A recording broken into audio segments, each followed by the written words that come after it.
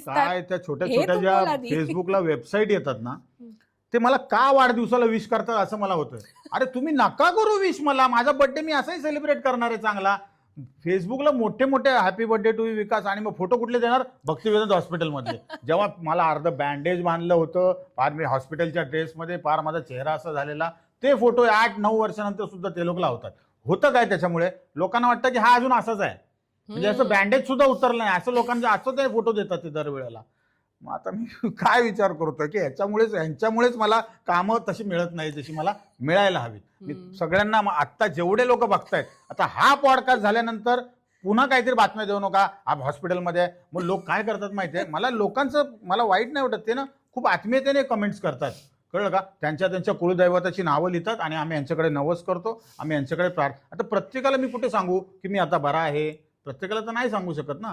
अगदीच कोणाच्या 1-2 कमेंट्स ज्या फार मला हे वाटले तर मी त्यांना कमेंट करून सांगतो की मी आता बरा आहे आणि सगळं काही व्यवस्थित आहे आणि मी आता छोटी मोठी कामं करायला सुरुवात केलेली आहे. उलट आता मी म्हणेन तू आता हट्टाकट्टा आहेस, कारण आधीचा विकास जर आपण बघितलं तर असा दुबळा असा तू होतास आणि त्या पद्धतीनेच तू प्रेझेंट व्हायचास, आणि म्हणून तुझी देहबोली खूप कॉमेडी त्या ह्याच्यातनं व्हायचं क्रिएट. नाही, कॉमेडी काय कुठे रक्तातून कोणाच्या जात नाही, कळलं का. ते देह तुझा कसाही होऊ दे, कळलं का. तो देहात आहे, ते रक्तात आहे, कॉमेडी शेवटपर्यंत राहणारच आहे, त्यामुळे that is not an issue.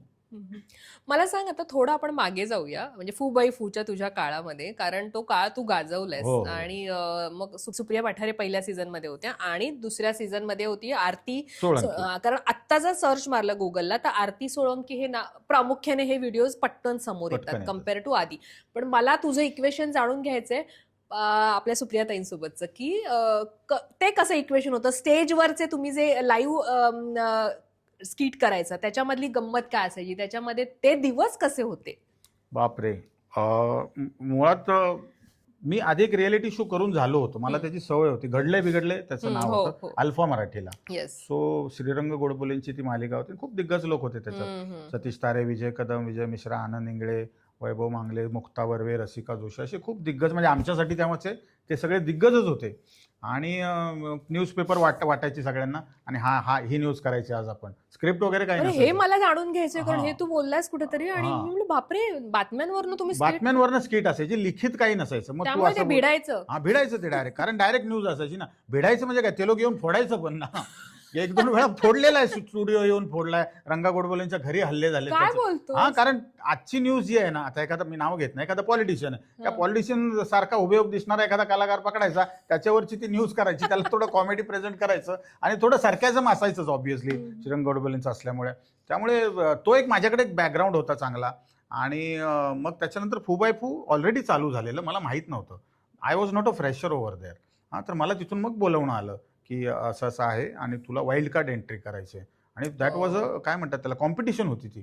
त्यामुळे ऑलरेडी सगळे वैतागलेले की वाईल्ड कार्ड आलेलं की कोणाला आवडत नसतं, कोणताही शो असू दे, बिग बॉस पण घ्या किंवा कुठलाही घ्या, कारण मागून कानामागून आली आणि तिखट झाली, असं होऊ शकतं प्रत्येक वेळेला. तर आणि मग मला पार्टनर निवडायचा होता, तर मग तिकडे 2 मुली होत्या. ती मुभा होती? हो, मला नव्हती, त्यांना होती. 2 आर्टिस्ट होत्या, एक सुप्रिया पठारे होती आणि आपली ती गुप्ते, मला तिचं नाव आता लोकेश गुप्तेची बायको चैत्राली गुप्ते, ह्या दोघी होत्या. तर मग त्यांना मुभा दिली की तुम्ही निवडा, तुम्ही विकास कोणाला पाहिजे. मग सुप्रिया म्हणते मला पाहिजे, ती म्हणते मला पाहिजे, कारण माझा तसा कॉमेडीचा इतिहास तसा बरा होता. सो मग त्याच्यामध्ये सुप्रिया जिंकली. आणि मग पहिलं स्किट आम्ही मग आगरी स्किट केलं, जे तुफान चाललं आणि त्याच्यावर बराच TRP खेचला त्या एपिसोडने. आणि मग तेव्हापासून आमची ती जोडी फिक्स झाली आणि मग शेवटपर्यंत आम्ही ते बॅटिंग करत राहिलो. आणि मग तेव्हा मी लेखक वगैरे काही नव्हतो. मग राकेश सारंग आहेत ना, प्रचंड हुशार आहेत, कारण मी जे बोलायचो ना मध्ये मध्ये, म्हणजे माझे काय सवय हजरजबाबीपणा पहिल्यापासून होता. आणि त्याच्यामुळे जे पंचेस विकास म्हणायचे, ते पंचेस आहेत ना विकास, हेच गोळा करायचं असतं आणि याची स्क्रिप्ट तयार होते. म्हटलं सर मला सवय नाही, मी थोडी लेखक आहे. म्हटलं अरे काही नसतं, लेखक म्हणजे जे तुझ्या मनात आहे, जे कागदावर उतरवतात त्यालाच लेखक असं म्हणतात. ठीक आहे. मग त्यांनी मला एक स्क्रिप्ट लिहायला दिली, मग ती स्क्रिप्ट प्रचंड गाजली. बरं, ती स्क्रिप्ट काय फार फेमस नव्हती, पण त्यांनी काय केलं, मागच्या दारातून येऊन स्वप्नील जोशीला 1000 रुपये दे आणि लिखाणासाठी, विकासच्या लिखाणासाठी असं अनाऊन्स कर. हे मला नंतर कळलं, तर स्वप्नील जोशी विकास समुद्रेंच्या लिखाणासाठी 1000 रुपये असं त्यांनी मला नंतर मला कळलं की मला मोटिवेट करण्यासाठी ते हे सगळं करत होते. हो. आणि मग मी खरंच मोटिवेट व्हायचो आणि मी झालो सुद्धा. आणि त्याच्यामुळे मला एक लिखाणाची एक मला कळलं की गणित काय असतं. 10 मिनिटाच्या स्किटचं कसं करायचं, अर्ध्या तासाचं कसं करायचं, जर 2 तासाचा अख्खा इव्हेंट लिहायचा असेल तर काय करायचं, नाटकाचं लिखाण काय असतं, सिनेमाचं लिखाण काय असतं. हे कालांतराने हळूहळू जसं जसं लोक माझ्या आयुष्यात येत गेली तसं तसं मी ते कालांतराने त्या गोष्टी शिकत गेलो. पण सुप्रिया पाठारे बरोबरचा जो सीझन आहे तो धमाल होता. आणि खूपच आम्ही त्यामुळे एकतर सुप्रिया पाठारे फक्त नाटकांमध्ये होती तेव्हा, किंवा सिरियल फिल्म्स असं तिने काही केलं नव्हतं. तर पॉप्युलॅरिटी तिला तशी काही माहिती नव्हती. ओके, सो तिने सुद्धा मला प्रचंड उत्तम साथ दिली. बरं, माझा एकही शब्द ती पडू द्यायची नाही. मी जे सांगेन तसंच्या तसं ती करायची. कधीच बोलली नाही की मी तुला सिनियर, कारण खरं तर ती सिनियर आहे मला, मी तुला सिनियर आहे नाही तू माझा ऐका, असं कधीच नाही बोलली. तिने माझ्यावर प्रचंड विश्वास टाकला आणि त्यामुळे आमचं प्रत्येक स्किट हे वाजतच गेलं आणि आम्ही तो सीझन धमाल करून टाकला. पण मला आता मी जसं म्हटलं तसं की तुमच्या दोघांचे तर दणकेबाजच तुम्ही करायचं ते स्किट आणि हे सगळं. पण असं काही होतं का रे, तुम्ही जेव्हा दुसऱ्यांचं एखादं बघायचं परफॉर्मन्स, त्यावेळेला जे इतर जोड्या होत्या त्यांचे परफॉर्मन्स बघितल्यावर ते असतं ना, अरे ह्याचा छान झाला आज, याचा पडला, असं तुमच्यात गप्पा व्हायच्या, रंगायच्या त्यावेळेला? नाही सांगतो, ऐक ना, काय गंमत व्हायची. मी म्हणजे आपलं पुलंचं कॅरेक्टर कोण होतं ते, तो सगळ्यांच्या कामी येतो तो पुलंचं? हा, व्यक्ती आणि वल्ली मधलं नारायण, जो सगळ्यांची हेल्प करत असतो ना. तर मी सुप्रिया पाठारेला मी तिचं तो एक हे असायचं, अरे विकास आपण कंटेस्टंट आहोत, तू माझ्या रूम मध्ये ये. मी भलत्यांच्याच रूम मध्ये असायचो, त्याला पंच दे, त्याला पंच दे, त्याला पंच दे, असं माझं सगळ्यांच्या रूम मध्ये मी फिरतीवरती असायचो. आणि राकेश सर मला खरंच काय बोलायचे नाही, म्हणजे मला ओरडायचे नाही, अरे तू तुझं बघ ना, असं कधीच नाही बोलले. कारण त्यांना माहिती अल्टिमेटली हा त्यांच्या कार्यक्रमाला फायदा होणारी ही गोष्ट होती. आणि मी माझं स्किट तर पडू देणारच नाही. फक्त एवढंच असायचं की मी सुप्रियाला कधी जास्त वेळ नाही द्यायचो, कारण तिची पण ग्रास्पिंग पॉवर भन्नाट होती. आम्ही खूप कमी वेळ तालीम करायचो, पण जे करायचो ते करेक्ट करायचो. त्यामुळे तू जे म्हणतेस की याचं स्किट, उलट मला आवडायचं, एखाद्याचं स्किट वर आलं ना तर मला ते आवडायचं, कारण ती फिलिंग कधी तेव्हाही नव्हती आणि आजही नव्हती. कळलं का? किंवा छक्के पंजे करणं किंवा याचं स्किट पडावं ही इच्छा मनात येणं, हे तेव्हाही कधी नव्हतं आणि आजही नव्हतं. काही लोकांनी त्या गोष्टी अवलंबल्या, माझ्या जोडीचे जे लोक आहेत त्यांनी त्या अवलंबल्या आणि ते त्याच्यात यशस्वी पण झाले. पण काय असतं ना, तुम्ही एखादी चांगली गोष्ट करायला जाता आणि तुमच्या मागून जर तुमचं कोणी वाईट करत असेल ना, तर देव ते सगळं बघत असतो. कळलं? त्या डिरेक्टरपेक्षा मोठा डिरेक्टर तो वरती बसलेला आहे.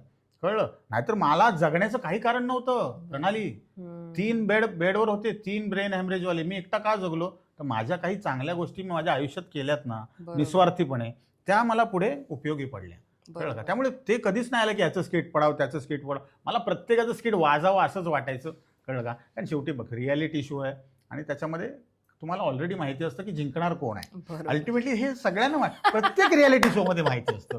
कळलं का? भले प्रेक्षकांना हे लोक काही फसवतील, तुम्ही वोट पाठवा, ह्याला वोटिंग कमी पडली, त्याला वोटिंग कमी पडली, असं काही नसतं. सेकंड सीझनला तर आरती सोळंकी आणि माझी जोडी होती, वाशीला का कुठल्या तरी ऑडिटोरियममध्ये होती, मोठ्या ऑडिटोरियममध्ये होती. आणि नेक्स्ट डे मला जायचं होतं दुबईला महेश मांजरेकरांचा शो साठी, मिक्टा अवॉर्डसाठी.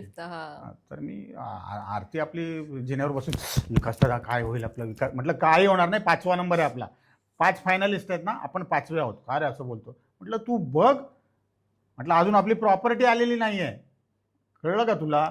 बाकी ज्यांची आल्या ना, आपली का नाही आली अजून? तर मी त्या फिनालेला हम आपके कौन आम्ही करत होतो पॅरडी. म्हणजे मी सलमान खान, आगरी सलमान खान, आणि ती दुबली पतली माधुरी दीक्षित आगरी. कळलं का? मी एक डायलॉग पण होता त्याच्या, ती उघडी पाठेवर सेम ब्लाऊज तिने शिवलं होतं आणि आरती सोळंकीची पाठ. मी डायलॉग ज्या असले पाठ आहे का पठार आहे आका, त्याच्यावर पण मोठं हे झालं होतं. तर त्या पिक्चरमध्ये सलमान खानकडे मेंडोलिन ते इन्स्ट्रुमेंट आहे. तर मी प्रोडक्शनवाल्यांना सांगितलं की मला एक मेंडोलिन आणून द्या, सलमान खान करतोय मी याच्यामध्ये. तर मग झालं, तर 1 तास आता रन थ्रू करायचे, ग्रँड रिहर्सल रन थ्रू. आणि त्याने मला काय आणून दिलं माहिती आहे? मेंडोलिनच्या ऐवजी पेंडुलम क्लॉक आणून दिलं मला. त्याला म्हटलं आता हे कुठे वाजवू मी? बॅकस्टेजला वाजवू का कॅमेरा समोर वाजवू? मेंडोलिनच्या ऐवजी त्याने पेंडुलम क्लॉक आणून दिलं. म्हटलं सर हे बघा, काय तूच लिहून दिलं नसेल बरोबर. म्हटलं तो पळत गेला, त्याला मी काय सांगू? काय लिहून द्यायच्या गोष्टी आहेत? मेंडोलिन कुठे, पेंडुलम क्लॉक कुठे? म्हटलं आता काय करू सर, हेच वाजवू का? नको. सरांनी मग छोटी खेळण्यातली गिटार असते ना, ती मला कुठून तरी मागवून दिली आणि मग असं केलं. आणि मग माझं ठरल्याप्रमाणे 5वा नंबर आमचा तेव्हा आला. त्यामुळे त्रास नाही करून घेतला, कारण आम्हाला ऑलरेडी माहिती असतं, प्रत्येक कंटेस्टंटला माहिती असतं की कोण जिंकणार. So that is it. कधीच नाही त्रास. आणि ते इक्वेशन अजून तसंच सुरू आहे. अजूनही तसंच सुरू आहे. अजूनही तसंच सुरू. काही आठवडे आधीच ठरलेलं असतं सगळं. नाहीतर मला सांग ना तू, आता ऑडिटोरियम मध्ये फिनाले आहे, वोटिंग शेवटचा 1 तास वोट करा सगळं चालू असतं. मग सगळे परफॉर्मन्सेस संपतात. मग जे जजेस आहेत ते मेकअप रूम मध्ये जातात. आम्हाला थोडा वेळ हवा आहे डिस्कशन करायला, ठीक आहे. आणि त्याच्यानंतर पहिलं पारितोषिक अनाऊन्स केलं जातं.